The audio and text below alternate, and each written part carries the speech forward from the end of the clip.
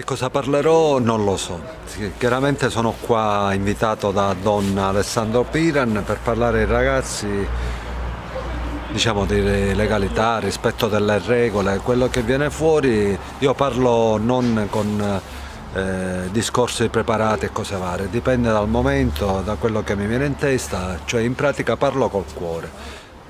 Parlerò delle mie esperienze, parlerò delle persone che ho conosciuto, non lo so se voi lo sapete, ho conosciuto delle persone molto importanti, impegnati nella lotta contro la mafia e per questa lotta purtroppo hanno perso la vita. Mi riferisco al dottore Falcone, al dottore Chinnici, al dottore Borsellino. Allora, chi sono io? Io mi chiamo Giovanni Papanguri, io sono qua perché in questi giorni, in questi momenti, e dopo quei tragici giorni del 25 anni fa, c'è bisogno di un po' di smuovere le coscienze. E come si possono smuovere le coscienze?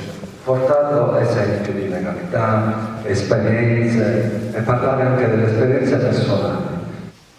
E avevo paura perché non riuscivo più a tenere gli occhi aperti. Non riuscire a tenere gli occhi aperti significa perdere le forze e tu stai avvertendo che stai morendo. L'unica paura che ho avuto in tutta la mia vita è stato quel giorno, in quel momento. Poi per fortuna sono riuscito a passare un poliziotto, mi ha preso per i pantaloni, proprio mi ha sollevato di peso e mi ha portato in ospedale e poi quella paura è scomparsa. Ecco il senso del dovere e il senso dello Stato, si sapeva, il consigliere sapeva che l'avrebbero ucciso e lui ha continuato e si preoccupava solo per noi. Quei magistrati, è vero, rischiavano la vita, ma loro sapevano che i loro angeli custodi, uccidendo loro, avrebbero ucciso anche loro, e loro si preoccupavano di più per noi. Io avevo 27 anni, gravemente ferito, mi volevano riformare, cioè riformare significa essere messi in pensione, ed essere messi in pensione a 27 anni sarebbe stata una sconfitta per me, una sconfitta per lo Stato. Io non mi sono voluto arrendere e sono tornato a lavorare. La cosa importante è questa, non arrendersi mai. Io non mi sono voluto arrendere e sono tornato a lavorare.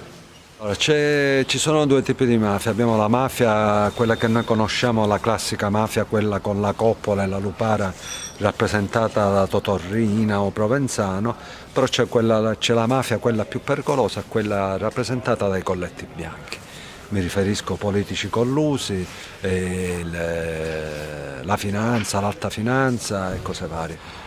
Adesso sono da 7 anni in pensione e continuo nella mia opera, chiamiamola opera, quella di parlare ai ragazzi e trasmettere loro certi valori. Se ci riesco bene, ma penso di metterci tutto il mio impegno.